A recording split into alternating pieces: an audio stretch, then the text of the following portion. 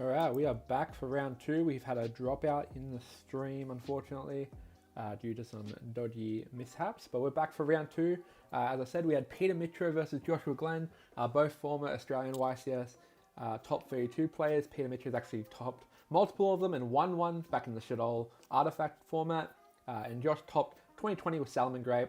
We're going to see Josh is on Salamangreat again, I believe, versus Peter Mitro on Tri-Brigade. And so this should be a really interesting match. I'm really interested to see how both these players play, and we'll see how that goes.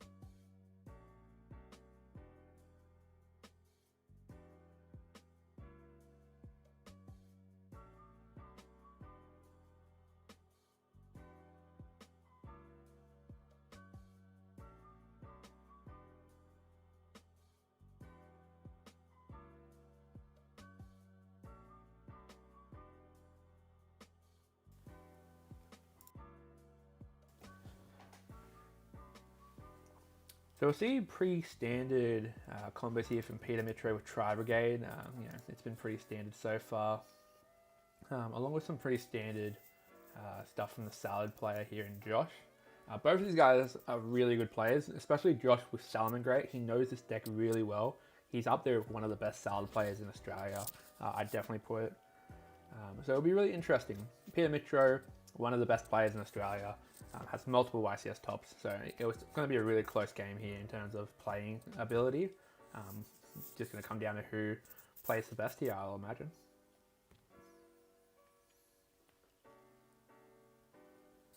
So he's going to enter battle phase here now. So there's 4,500 damage on the board here. So he's representing a 2-turn buffer here of lethal damage. So Josh needs to find some way to play through this because he's going to be able to get, I assume, another revolt plus another card if he cycles these properly. I might have missed something beforehand, but if he can cycle these properly, then he should be fine.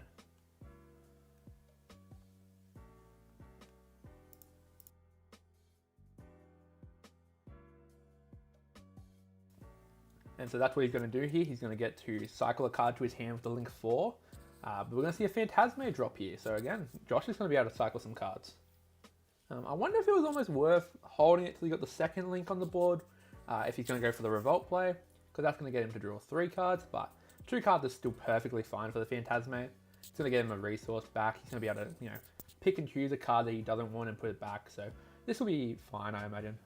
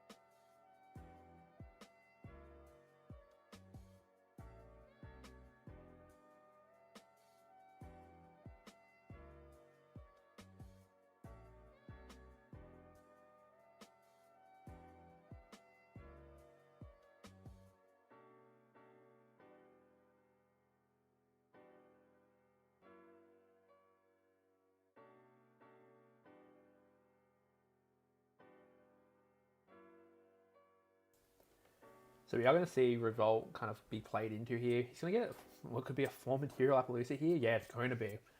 Now, Salad can do things too. Like, they have a lot of spells, they can draw cards, but their monster effects are what let them play, right? So a 4 material Appaloosa plus a Revolt is going to be really strong here. And the 4 material means he actually can't just beat over it with the Phantasme. So, also very strong in that regard. So, he can also just slap the Revolt down if he goes to battle phase to try and attack over. And with 3 cards in hand, it's going to be really hard for Josh to play through that. So, very good end board for Peter in that regard.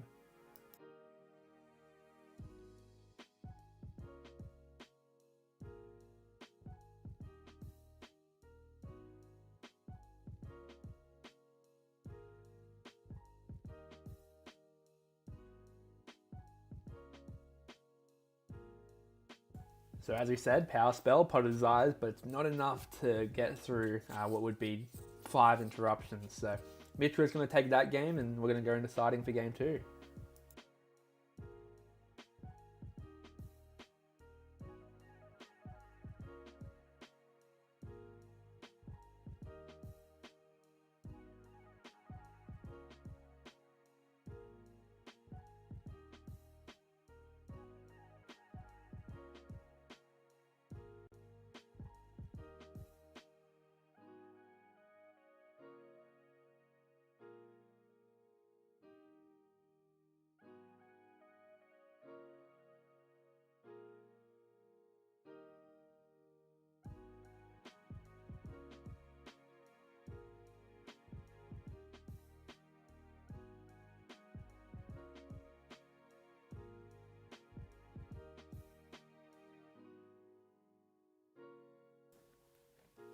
Alright, so here we go, starting off with a Signet Mining, Sending Spinny, Searching Gazelle. Always a strong start for Josh in the Salad.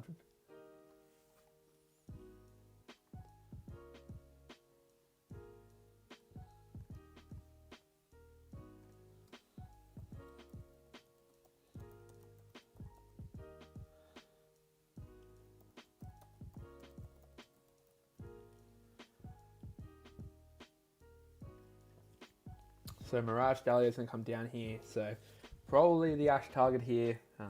Again, if they're going first, you can Ash here. It's totally fine. You won't get access code. But when you go second, it's really bad to Ash this because then they just Sage Splash Mage into the access code play and you just die. So, but he's going to hold. He doesn't have an Ash, or if he does, he's holding it. This has been a weird line of play, I suppose, going straight for the Mirage Dahlia. Although maybe it might be correct. I'm not sure, but we'll see how it plays out. Again, 2 very good players playing the deck that they're very familiar with, so I'm going to leave it to them to play the correct plays, and I'll just see what I see in front of myself.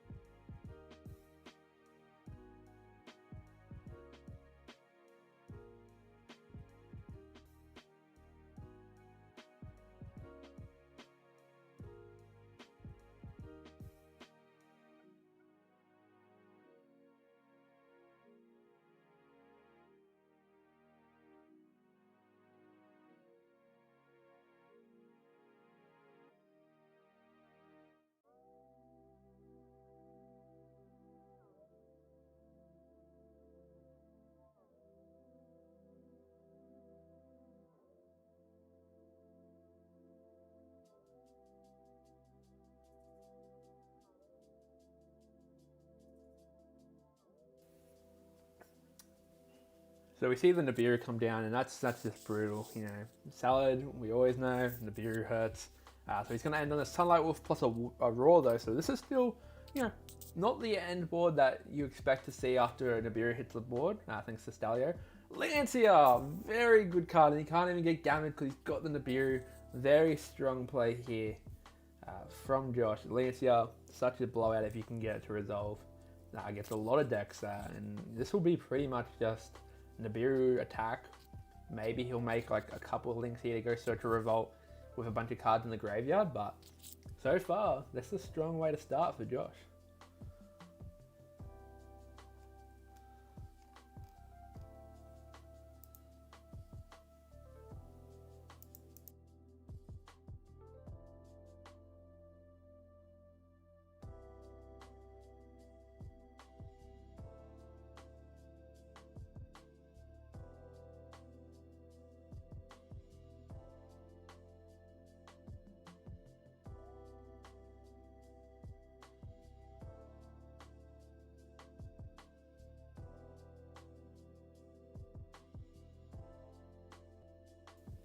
So the question here is, how does Mitro play through the Lancea here? So he's going to Fractal. Now he's going to get all his graveyard effects here because Lancea doesn't stop the graveyard effects. So you might see Raw just dropping down here. Nope, he's going to let that resolve. So interesting to let it resolve. I guess he's playing around what he's got in hand. You could arguably justify a case for roaring the Fractal here and just saying one less resource, one for untrade. He can't really extend too much, and you can protect your Sunlight Wolf. There might have been an argument for that there, but you know, totally fine to be letting this go through, I suppose. You still have the Raw negate for whatever sort of play he tries to do here afterwards, so seems fine.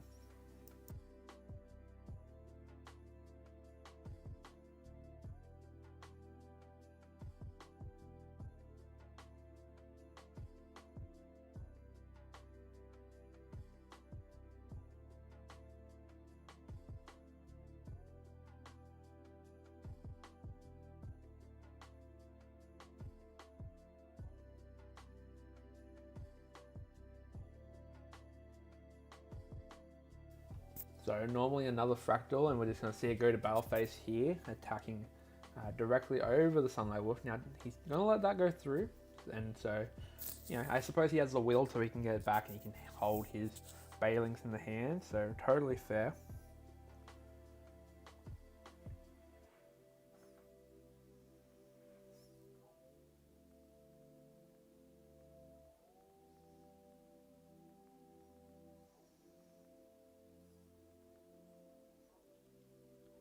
And that's going to do it. Josh is just going to pick up his card, and then, yeah, it's going to be an end for Peter Mitro. Not how you would have expected that to end up.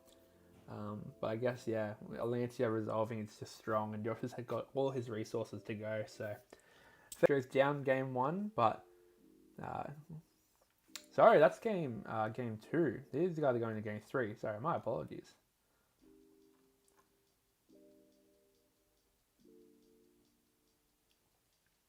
Yeah, wow. Sorry, my apologies, guys. We actually just skipped right through game 2.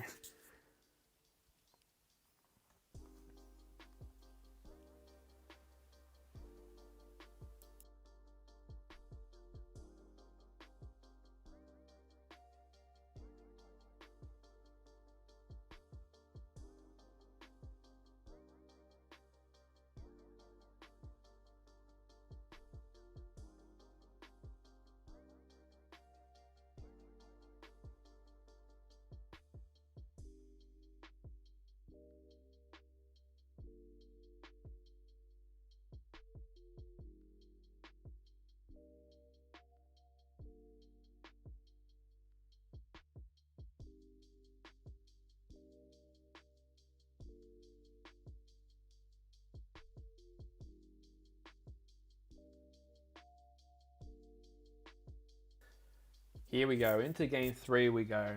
So we're going to see Mitro starting off here. So he's going to summon Rescue Cat here. And so that will probably get him a couple cards here. So he's going to be able to go and get 2 of his Tri-Brigade cards. And that's going to let him cycle off. But this is probably your Ash target, right? So if Josh has the Ash here, he's going to play it. He does not. Tri-Brigade is going to be able to get a lot of resources off a Rescue Cat resolving here.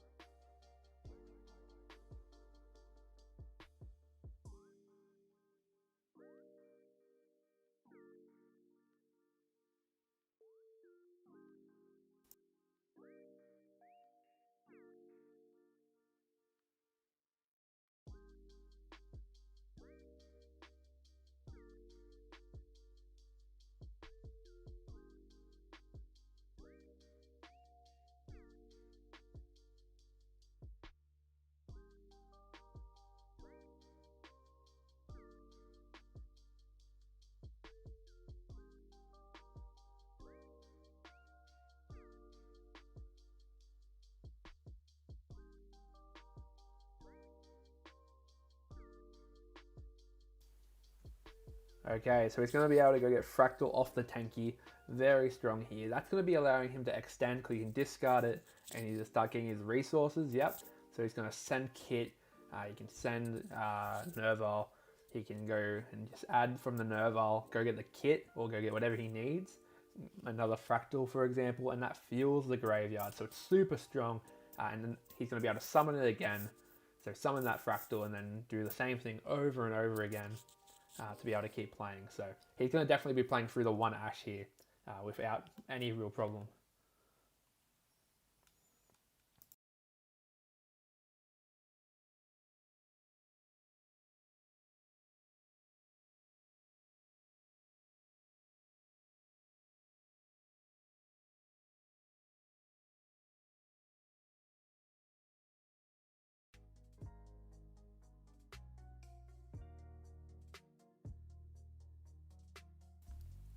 This is just going perfect for Peter Mitro. He's got the core buy for the Effect Veiler. Things are going great. And we're going to see pretty much, this is just going to be setting up the perfect board for Peter Mitro here. It's going to be very hard for Josh to play with 4 cards against this end board. So we'll see what Josh can do, but I'm going to be putting my guess out here now that Peter Mitro is going to be taking this this dub, unfortunately for Joshua Glenn.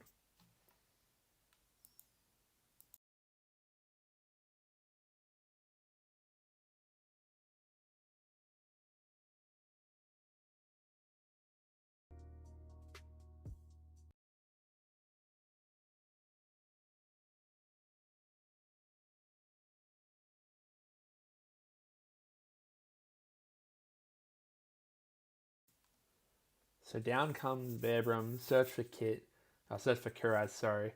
And so this is going to then let him get to like at least a 2 material Appaloosa plus a Revolt with the Kuraz for next turn. So this is super strong against 4 cards, right? Because you negate 2 salad effects, you banish a card. Super strong for Peter Mitro and super hard for Josh to play through. You would think, as I was saying before, like hand traps in this format, if you can get 2 hand traps off, you usually stop your opponent. Heck, 1 sometimes can do the job, but when you play through 2 hand traps, and I guess when you have the 1 of called by, that really does make it hard to play through your opponent on these turns when you're going second. So we'll see what Josh can do again, but I'm not putting any confidence in Josh to be able to play through this sort of end board with just 4 cards in Salamangreat.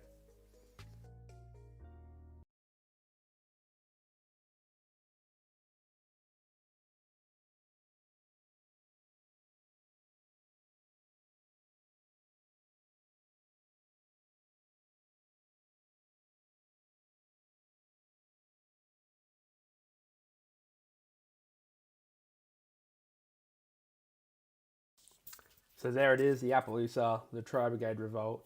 Put a card back. We'll see how he goes here.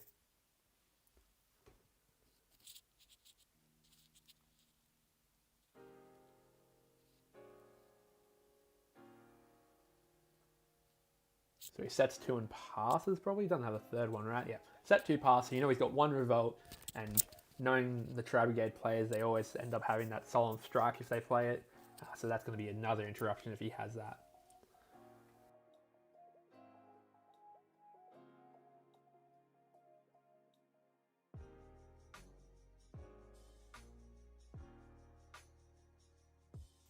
So now the question stands, what can Josh do? He can evenly match.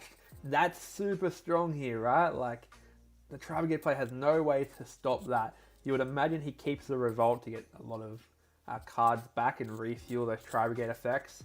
The Appaloosa with 2 negates could be kept, but if I was me, I'd be picking the Revolt, but I guess we'll find out what Peter chooses to do.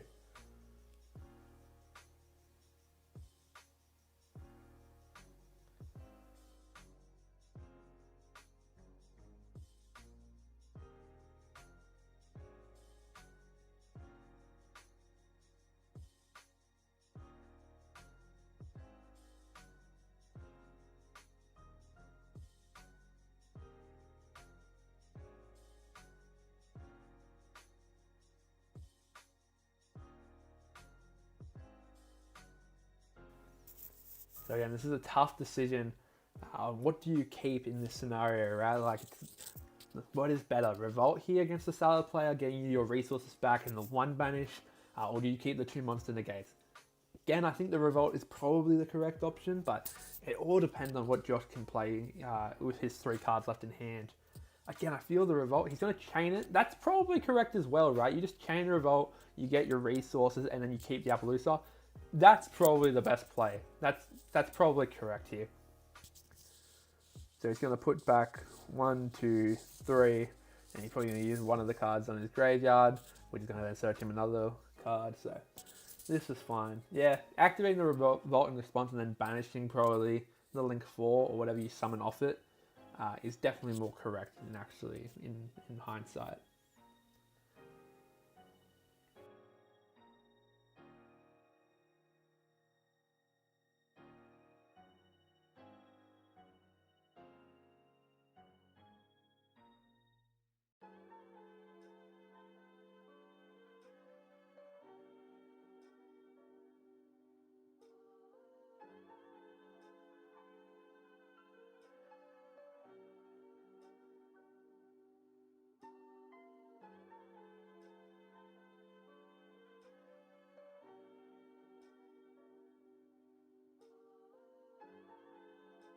So there we go, he's going to do exactly what we were kind of talking about. Keep the Appaloosa, use the Revolt, get those card effects off your Tri-Brigade card that you use for the Revolt summon.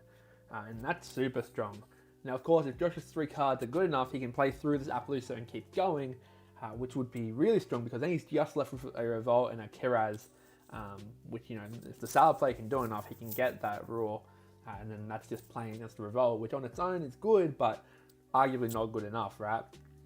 Flame Buffalo in this scenario is insanely good because you can chain block it to protect one of your effects from the Appaloosa, which lets you just keep going. This is very strong for Josh. And you know, look, I didn't play for the evenly match when I made my prediction of Peter coming out on top in this 3rd game, but that evenly match has completely tipped the scales, arguably back to Josh's favor. And of course, Mitra is going to keep both of the Appaloosa effects. Probably correct. It's not worth you know, kind of wasting a negate in a position where you don't really have the benefit of what you want to choose. But we're going to see things keep going here. Here we go, Appaloosa negate 1, that's 1 down, 1 to go, and then let's see what Josh can keep doing.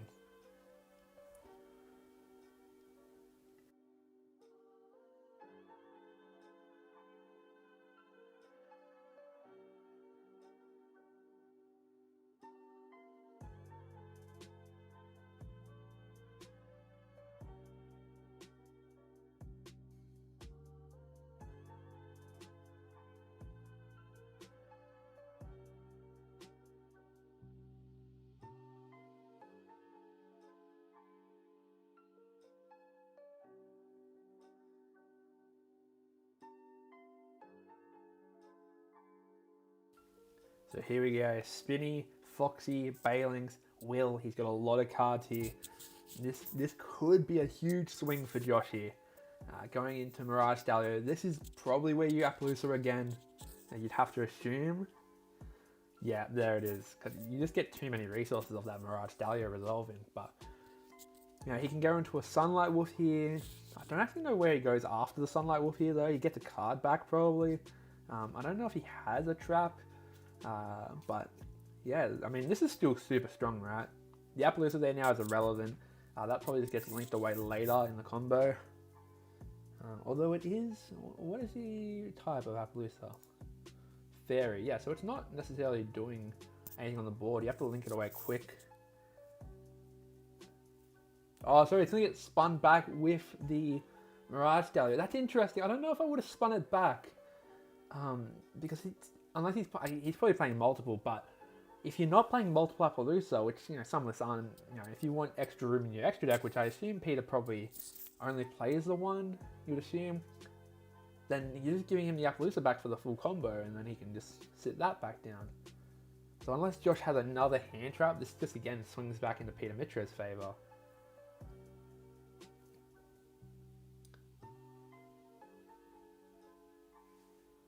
And here we go, Kiraz, discard. Discard Kit. Kit's gonna get an effect as well. Yeah, this is strong because you can then get a Nerval to normal summon. That's 2 monsters. That's a great draw for Peter Mitra here.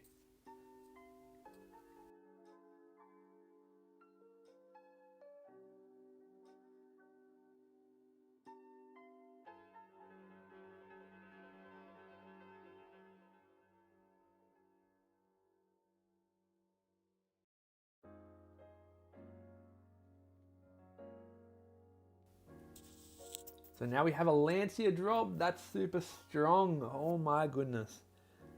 So now he's just playing against Revolt, right? You summon the Fractal, you can link those two off and then Fractal effect and then do that sort of way. Which gets you a couple cards cycled through, plus a link 2. But in hindsight, I think that gives Josh enough time to draw a card. He can protect his Sunlight Wolf if he tries to kill that. He has the Will, he has Sanctuary. This might be a big turning point with that being a Lancia. 3 hand traps and an evenly matched in your opening, 7 cards? That's super strong for Josh. You can't take away the fact that he's played his cards correct here. He's done what he had to do with the cards he was dealt, and Peter the same. So this has been a very good game 3, back and forth, with a lot of interaction. So we're going to have to keep finding out how this goes.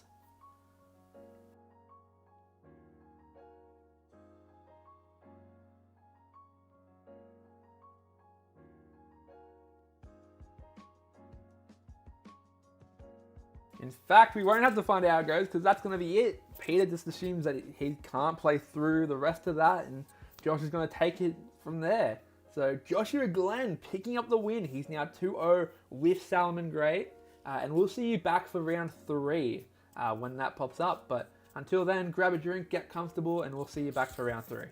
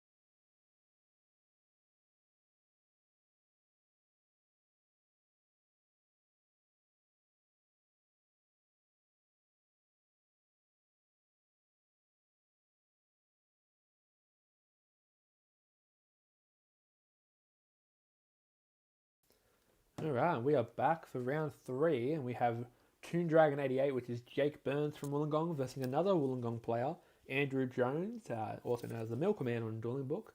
And this is going to be Invoked Dogmatica, I believe, versus some crazy going second Chaos Wombo combo looking shit from Andrew Jones. I can't give you a better name. It might be Thunder Dragon-esque, but Chaos Wombo combo is what I'd call it. So Alistair comes down, and it's going to see an Ash Blossom straight away hit it. And so he's going to go into the Almirage now. Summoning a Mech Knight. Okay, so he's going to be playing the Mech Knight build. Maybe not the Dogmatica engine. This is interesting.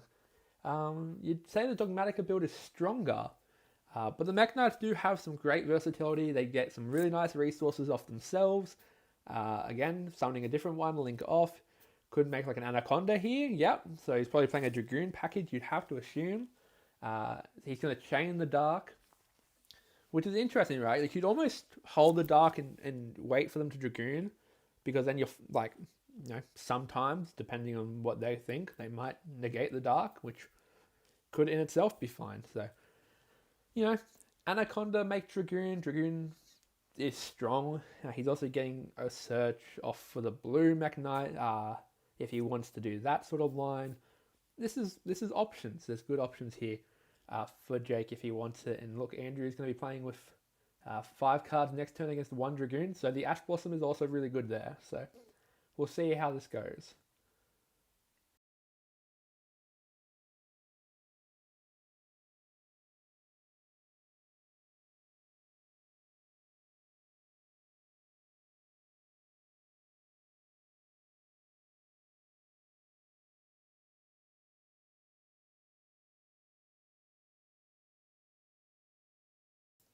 So it's going to be a pass turn, and the Cosmic Cyclone is going to drop. So we're going to see what that hits. It's going to hit an Imperm. Very interesting here. That's a really good trade. It hits one of the negates. And here we go. Chaos Valkyrie going to banish the Dark, and this is going to be off to the races for Andrew here.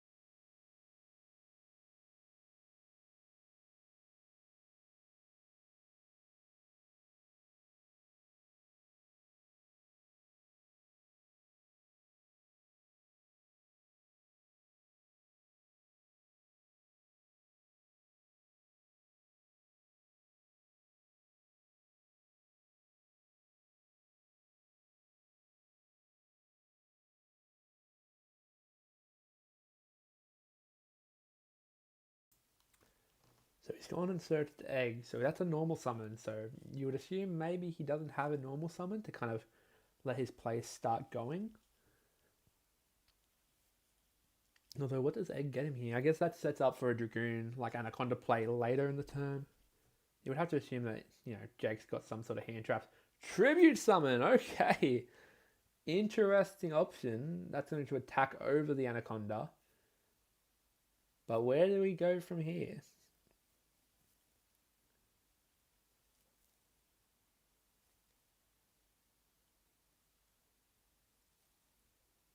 Sets 1 and passes. Okay. That's not where you want to be if you're Jake. It's not. Sorry, wait, if you're Andrew. If you're Jake, this is exactly where you want to be. You're getting a Mech Knight back. Jake's in a very strong position here. You can set 1 card, yep. And now he's going to summon a Blue Boy, search another card. If he has another set, he can set again. Cosmic hits another Imperm. But again, this is still not very good for Andrew. The Dragoon actually putting in the work in this scenario. It does enough. He has another set card, so that's going to get him another Mech Knight. That's going to search a card. You could again link those. Yep, scoop it up. Very fair on Andrew's part, and we'll go into starting for game 2.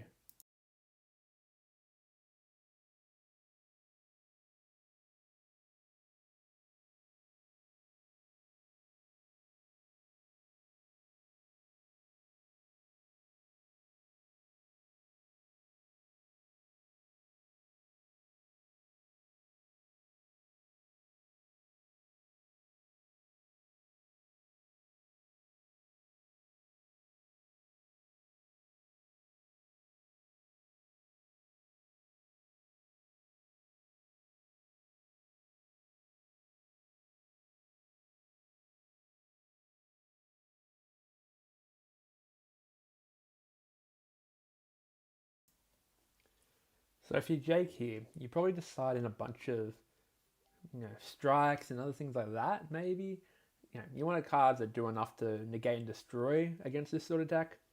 And Andrew's going to have a bunch of hand traps in this deck, so those back row cards can be a huge factor in this matchup. And if you're Andrew, well, it's a very interesting question on what you side here, because he's not playing the Dogmatic engine from what we've seen.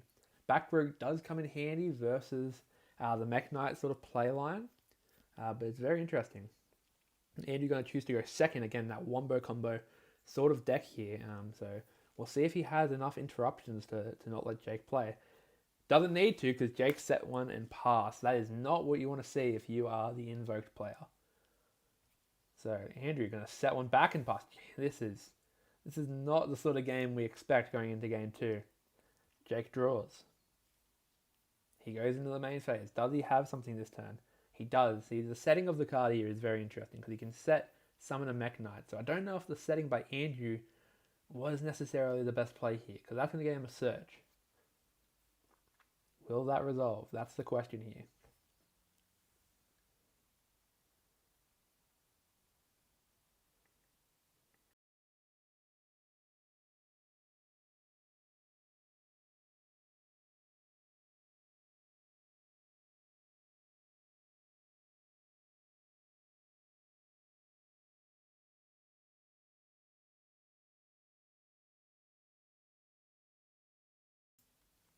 So down comes them. So he searches Purple Nightfall, and he's going to attack for 2k.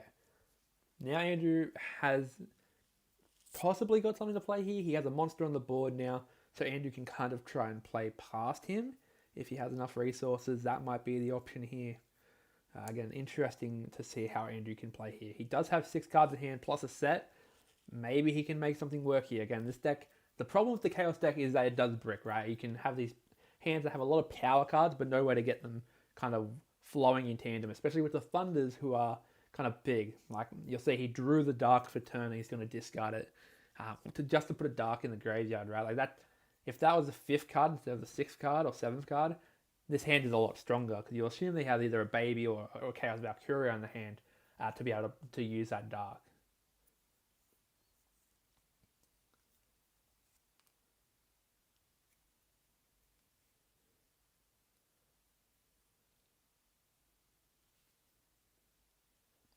Not even. He's going to just pass the turn. This is not, again, not what you want to see in a feature match. It's not where you want to be. So again, just the poke for 2k. Jake must be sitting on either a lot of hand traps or a lot of Mech Knights. We know he's got one in the hand with the Purple Nightfall that he searched, but you have to imagine that this is not going to go well. Again, setting a card, Andrew, he doesn't want to discard this card, and so I get that he sets it, but that just fuels the Mech Knight player, right? Like, he sets another card and then he summons a purple search, summon another one. That's not where you want to be, so unless those cards are power cards, you don't want to set them.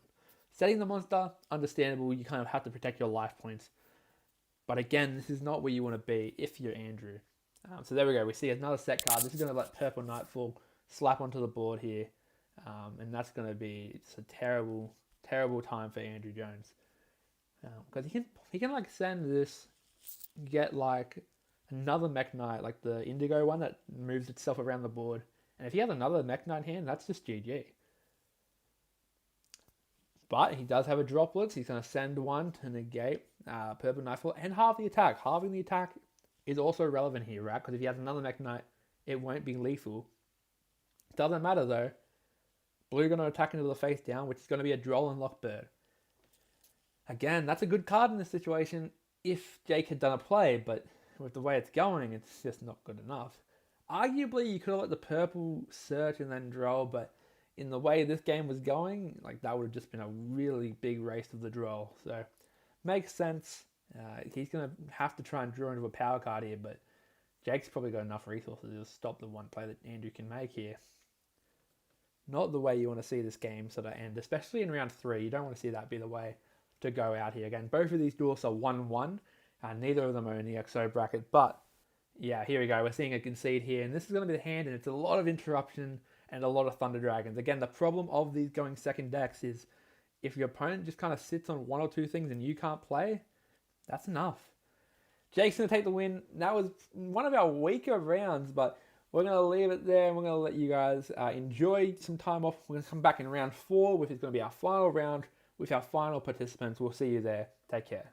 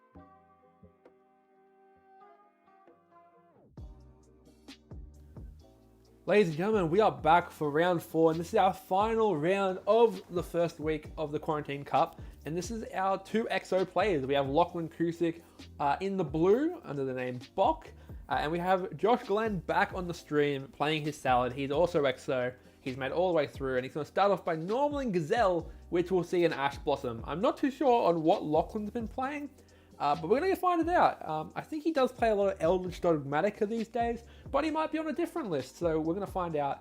It's going to be interesting. He summons a Bailling, searches the Sanctuary, activates a Will, and this is going to be off to the races for the Salamangreats with Joshua Glenn as the pilot.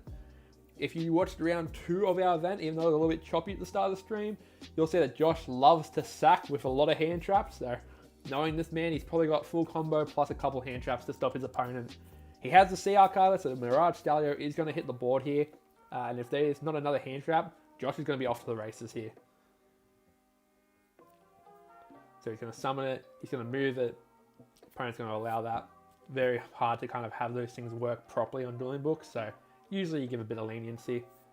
When you see Mirage Stallion detaching the Gazelle, makes sense because he'll probably go into a Sunlight Wolf, and if he doesn't have the trap or the Ash used, he'll add back the he'll add back the Gazelle off the Sunlight Wolf. Very fair, very much makes sense. If you're watching, let us know what we can do better on the stream for next week. This was kind of a last minute decision to stream this event. So it was a bit choppy. We're still learning kind of how to make this most effective and streamline this the most. So if you have any support or suggestions, we'd love to see that. We're going to try and do this weekly. So yeah, feel free to put a subscription onto the channel, subscribe, click the bell, so you can continuously get notified on when these events are happening.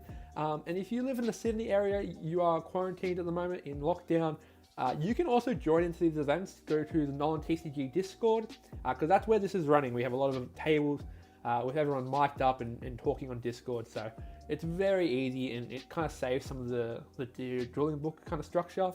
So yeah, make sure to look into that. So we see part of the X-Drive being activated. He banishes his 6, draws 2, very easy, had to go off there.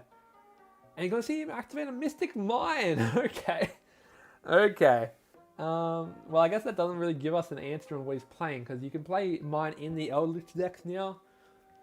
But Mine is going to sit here for a while, and so unless Josh opens an interruption, we're just going to see a lot of maybe set paths or linking off. So interesting start, great start for Kusick, set 3 activated Mine. You'd never hate to see it. Well, while it's a bit boring here, we might talk about the sponsor of this tournament, Nikijo. They are sponsoring Nolan TCG, which is an amazing Australian Yu-Gi-Oh channel. I'm blessed to be able to be friends with him and be able to stream this event for you. But Nikijo is sponsoring this event, so if you live in the Sydney or Australia area and you want to get involved in this event, which is sponsored by Nikijo and Nolan TCG, get amongst it, give them your subscription. If you need to buy Yu-Gi-Oh cards, go there. They're great. Yeah. So we're going to see, so it is the Eldritch deck. He's going to activate the Hakero. See, it's totally fair because there's 3 monsters on the board, right? So you can kind of link it off by the time it matters. And they have to use up all their resources into 1 monster to kind of make it less worthwhile.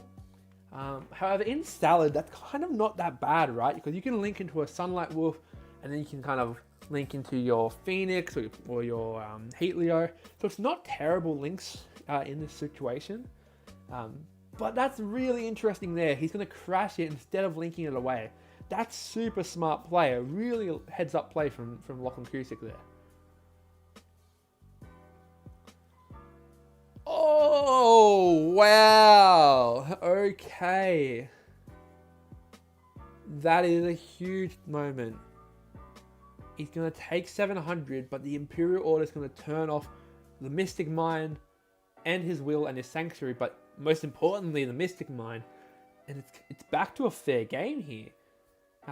Now, it's weird, right? Because the Imperial Order is huge here, because it means Josh doesn't just flat out lose the game. But Lachlan's playing a lot of traps, and so there's going to be a lot of interaction. It just depends on how many salads Josh has got left to play with. Has he got enough salads in his hand to keep going? Mirage Stallion summoning a Spinny is huge here. That's going to be really important. We're going to see that go to a Conch, to which he'll probably chain. Yep, the same green. This is where Ash or Bell, there it is, and that's why you don't do it. We talked about this in round 1. with Sebastian. You don't want to chain them because that. But he has the strike. Oh my goodness. That is huge. Again, like that's... It's still a weird interaction, right? Because if you just activated the Sanguine, maybe he doesn't bell it. But again, he's going to get a pop here, which is going to pop the Imperial Order. But now he can just link into enough cards to play around it. Yeah, I don't know if that's correct, because he could just pass here. And then that's the end of Mystic Mine, and then it's back to pretty fair game. Very interesting game one here. Very interesting. He's going to summon back the Spinny. So we could go for like a Heatleo play here.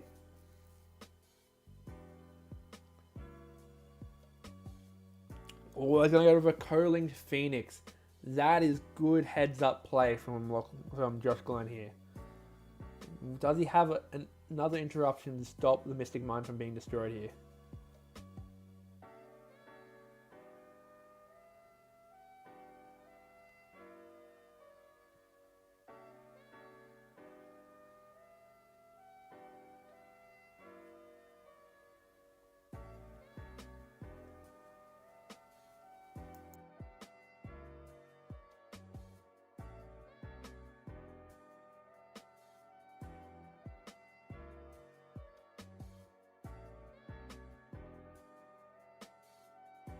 So we're just waiting here to see how that resolves, how that will play out. Looks like they're probably discussing something here, seeing how something would have resolved here. So he's going to change the punishment. Maybe he activated punishment, I'm not sure here. Interesting punishment there. Does it blow up? He's going to blow up 2 cards, I suppose. Oh, okay. I think we're resetting here.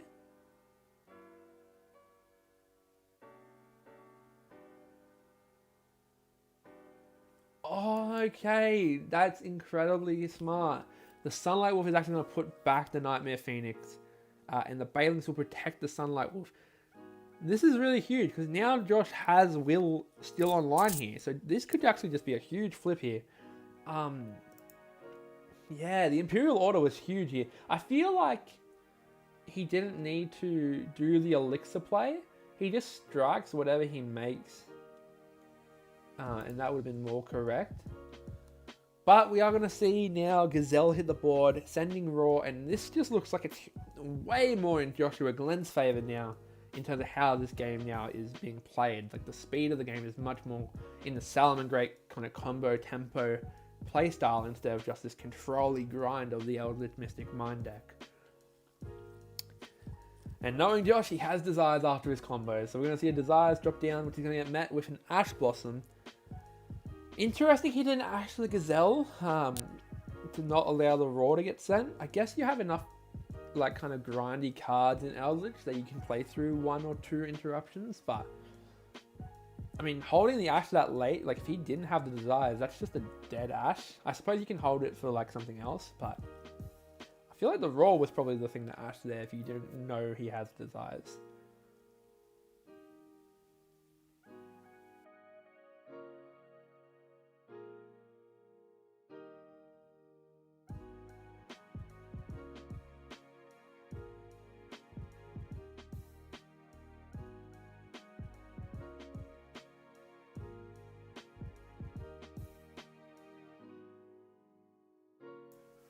So Raw's come back to the hand and we see Jack Jaguar drop to the field here. In theory, he could go for like Pyro Phoenix here. He needs to kind of beat over the 28, right? Because if you beat over the Lord, it requires another like material to come back to kind of let the players start flowing again.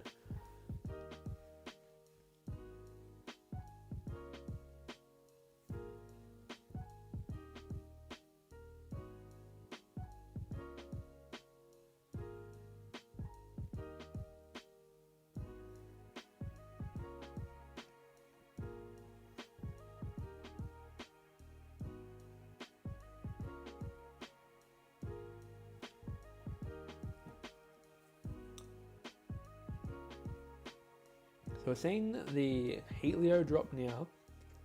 I've got to familiarize myself again with the Heatleo. So if this card is link summoned, you can target one card in your opponent's spell or trap zone, shuffle it into the deck. Not relevant right now. Oh, sorry, it is. It gets rid of the Hakero, Conquistador or something, sorry. And if this card is link summoned using Heatleo, it can target one face-up monster and reduce the attack. Okay. Again, not bad. Got rid of a resource, put it back into the deck. So we'll see how Lachlan plays through that.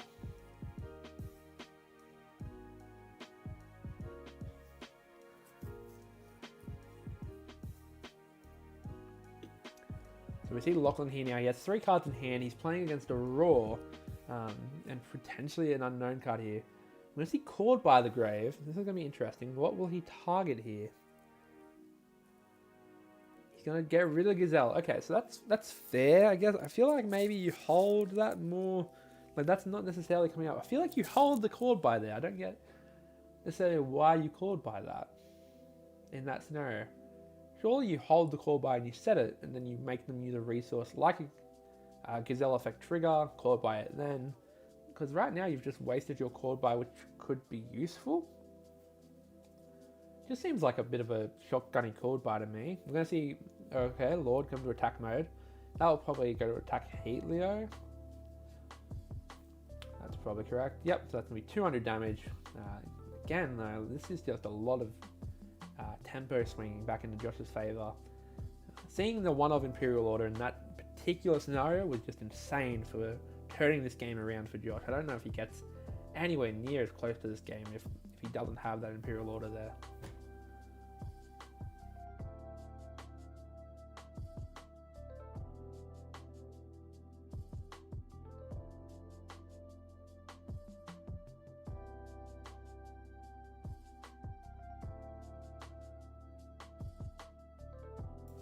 So here we go again. We're seeing a Heatleo drop, which is going to put back the Spell Trap card, which is going to be a Conquistador. So, chain it, resolve, pop a card, and then goes back into the deck. But you can just protect with Bailings if he has a Bailings. Yep, he has a Bailings, so again, that's just not going to matter at all. This is such a huge swing back for Josh. This should be game in this turn. He should have a way to like summon another card, make an access code, pop, and then attack, right? Like, that should just be the end of this. Here's Jack Jaguar. This is probably going to be that exact line, because he just pops it, has a 53, summon another monster because he hasn't normal summoned or used will. Example there, and that should be game. Now, knowing Josh, the way I know Josh, he loves to do a flexing move, and so we might see him try and do some more crazy shenanigans here. Yep, so we're going to see him do the update jammer. Not crazy shenanigan here. That's going to let him just, make his access code perfectly normally. Yep, and Lachlan doesn't want to wait and watch it. He's going to scoop. Totally fair. I wouldn't want to watch Josh do his combos when he's already got game on board. We're going to go into game 2, and so if you're Lachlan here, you're siding your Nibiru. Even though you're going first, you side your Nibirus if you're not maining it. It's just a blowout versus Salad. And if you're Josh, you side in the typical side deck cards to Eldritch. Josh is a very skilled player when it comes to Salad. He played it in the Extravaganza in Europe and made day 2, which is an incredible feat for any Australian because Josh had to stay up till 8 AM Australian time to play in that. And so, going from 6 PM one night to 7 AM the next day, pretty impressive. So Josh is definitely one of the most skilled Salad players I've seen in the country. And Bok, this is really good from him. I haven't seen him play too much since he plays up in a bit of a distance away from me. But from what I'm seeing, he's kind of playing okay. I think he's shotgunned the call by with a bit of a misplay, but we'll see how he goes. And so he's going to start with Cursed Elderland, which is going to get him probably a trap if he's already got the Golden Lord, depending what he needs. Again, Cursed Elderland, one of those cards that just lets you utility your deck, and so searches for the Lord, which is totally fair. And then we'll see the Red Eyes Fusion. Now, if you're Josh, you probably have an Ash here and you live life. No! Okay, here comes Dragoon. Now, Dragoon against Salad, I've really noticed it's good, but it's very easy to play through the Dragoon. Because you're such a deck that plays access code so easily from your extra deck, it can be really easy to just play through the Dragoon. So Lachlan needs to have at least 1 or 2 more interruptions with that Dragoon if he's going to be any chance of surviving this turn, let alone playing next turn. We'll see the Twin Twister come down. That's, again, you could Dragoon negate this, but that's a real bad way to use your Dragoon. Depending on the targets, you'd probably just let that through. We know it's a Lord in hand. He's going to shotgun the Dragoon. You've got to hope that that back row is going to be enough for Lachlan to play, or we could have a really quick end to our round 4 final here in the feature match.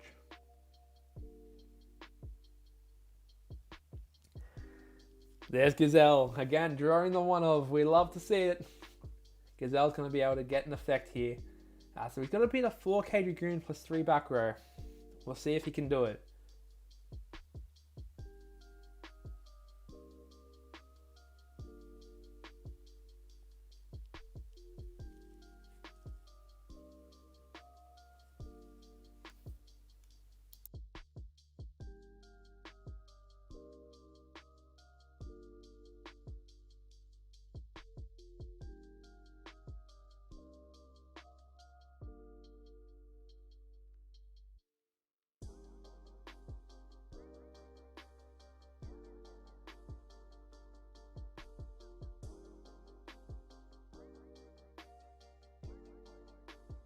Torrential Tribute hitting the board here. That's pretty good. Gonna let him keep his Dragoon on the board. This could be interesting here, because if he can't get to a Access Code here, which with Will in hand, you'd have to assume he probably can. Summon back Gazelle. This is really relying on, can he get to Access Code here? He's gonna summon 2 back. Well, so he's going to summon 1 back, and then the Spinny's going to summon itself out. Sorry, that's good to know. This should just be fine now, right? Mirage Stallion. Okay, Mirage Stallion does lock you into fires, so he's not going to get an Access Code here. And if he doesn't get to Access Code, how does he out the Dragoon?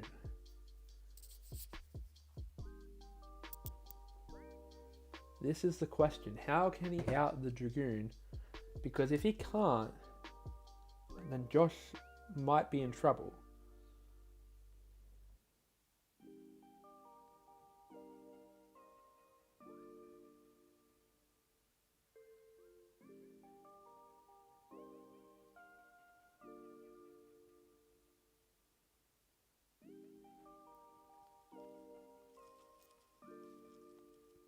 So we'll see now.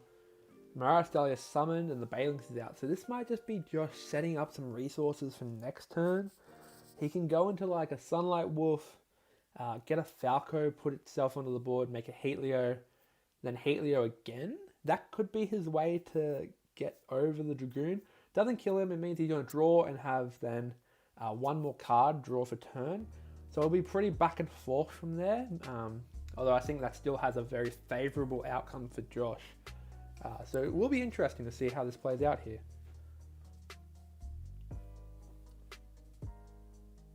Yep, so Jack Jaguar returning to the board. Sunlight Wolf putting back the Gazelle, very standard Salamangreat line here. And then Falco putting back the Jack Jaguar, very good there.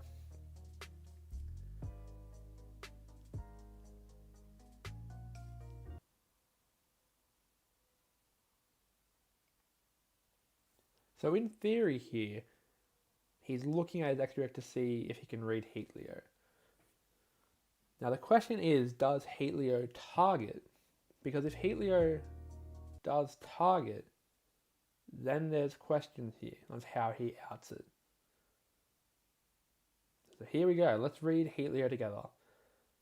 If this card was link summoned using Salamangreat Heatleo, you can target a face-up monster. Okay, so how does he out the Dragoon? He can target it, yeah, so that's fine. He can't target it. So how does he out it with Heatleo? He pops the back row, so he's not. He's going to pop it into this path, and he's going to say, have a go. Whoops, that's bad.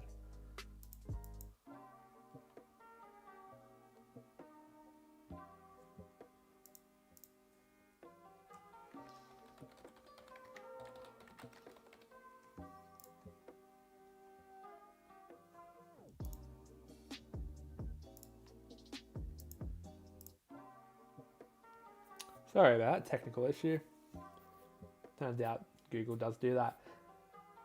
Josh admits defeat. We lost. Oh, what did we miss, ladies and gentlemen? I don't know what we've missed, but that is a shocking turn of events.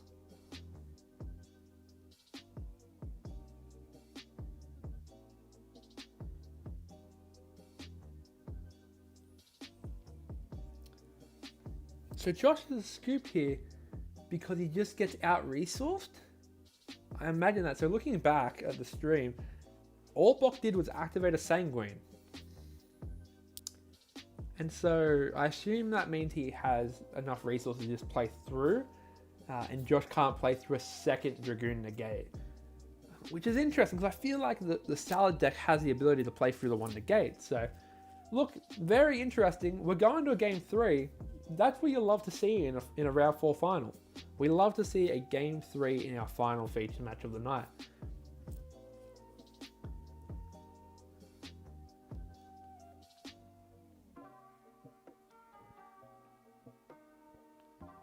So here we go, starting off, he's going to go Signet Mining, discarding Sanctuary. That's not a good start. He is going to get the Gazelle off it, which is going to be a good start here. We'll see Flame Buffalo, okay. What can Josh Glenn make here?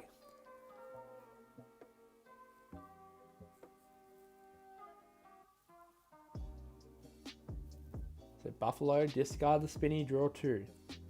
So he can Spinny, summon back, Link, and then make the Gazelle. That could be the line here. Gazelle summon out, discarded Spinny, makes sense. He's going to be able to send Raw here. Yep. So now he can summon back the Spinny, make the Mirage Stalio, and that's going to be a very strong start for Josh here. Now, if you're Lachlan, the only thing I can see him sitting on here is a Nibiru, right? Now, if you Nibiru here, is that optimal? Probably not. You probably want to wait a little bit longer just to play around the will. He is going to get resources. That's a problem, but we'll see where this ends up.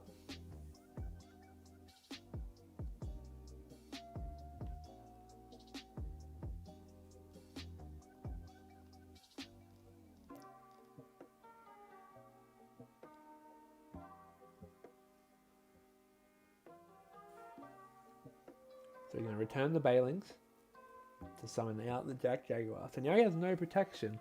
So he's really going to be relying on that Salamangreat Roar.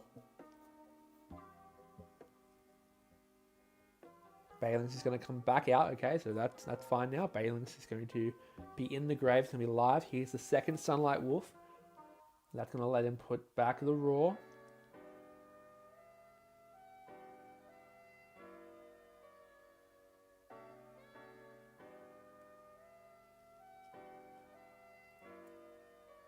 And we're going to see a lot of back row come down here. Alright, we have a Roar and 2 unknowns. Okay, what does Lachlan Cusick do here? We love a round 4 game 3 feature match final between 2 players who have played reasonably strong in this game. So it'll be interesting to see how it finishes here. Again, as we've said in the past round, Josh, former top 16 YCS Sydney player, so he does know Salamangreat deck quite well, but if you talk to him, he will sound like he doesn't. And then Lachlan here on the Eldritch, so what does he do here? We're going to see an activation of Cursed Eldland. That's a good start, good start. Let's see what he wants to search out of his toolbox of a deck. Let's go.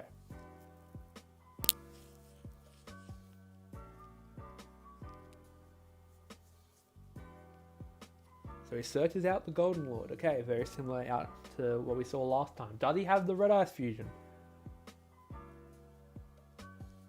He's going to discarding Imperial Order. Interesting discard here. Caught by the Grave. Very interesting that he discards the Imperial Order here. He must have a lot of cards that he likes in his hand here. But seeing the Chord Buy on the Golden Lord is very big here. But there's the Mystic Mine. That's going to get roared, you would have to assume. It doesn't. He lets it through. That makes me think Josh has either a Twin Twister or an Imperial Order set. So we're going to see what he does.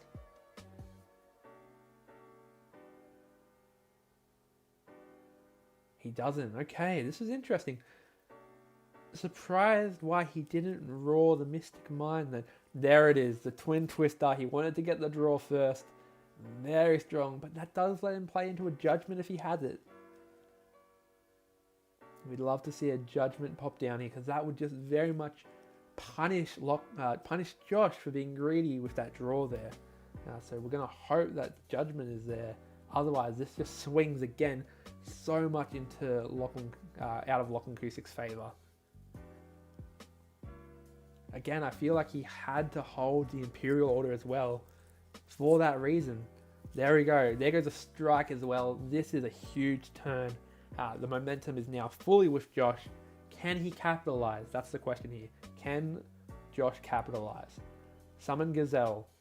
Lachlan needs to have a really good trap set here. Otherwise, this is just so much advantage that he will not be able to set. We know he plays Torrential Tribute. Will he Torrential him?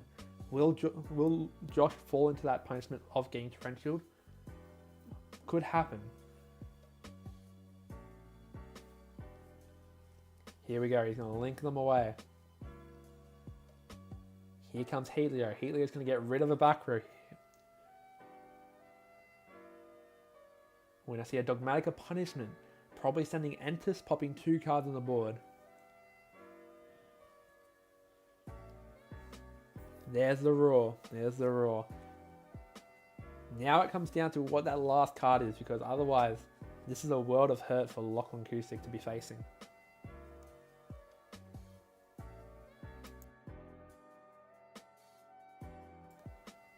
So Jack Jaguar put back a Sunlight Wolf, summoned itself out. This is where we see the update jammer into access codes, and if Lachlan doesn't have an interruption here, this is game.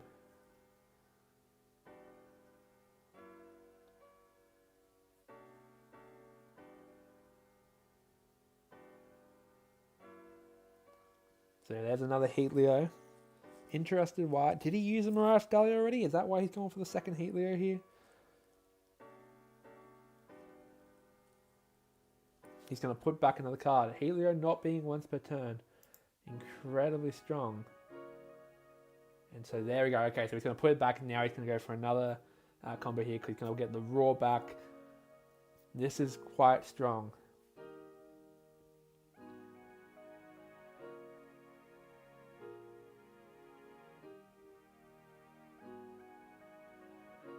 Link 2 into the update jammer. Here we go. And if you're Lachlan Kusak, you're picking your cards up. There it is. First week of Quarantine Cup. Joshua Glenn is the winner with Salamangreat. You love to see it. Thank you guys so much for watching the stream. It's been great to see you guys and just see you guys watching. We'd love to hear from you what you guys would like to see us fix or change. The stream has been a little choppy this week. We'll fix that for next week. Don't forget to subscribe to Snake Rat, subscribe to Nolan TCG. If you want to be part of this event, join the Nolan TCG Discord. Go over to Nolan TCG YouTube or Facebook. He'll have access for that there. Otherwise, subscribe and click the bell so you can watch us next week for the second week of the Nolan Cup, of the Quarantine Cup here. Sponsored by Nakijo. Thank you guys very much, and we'll see you all next week.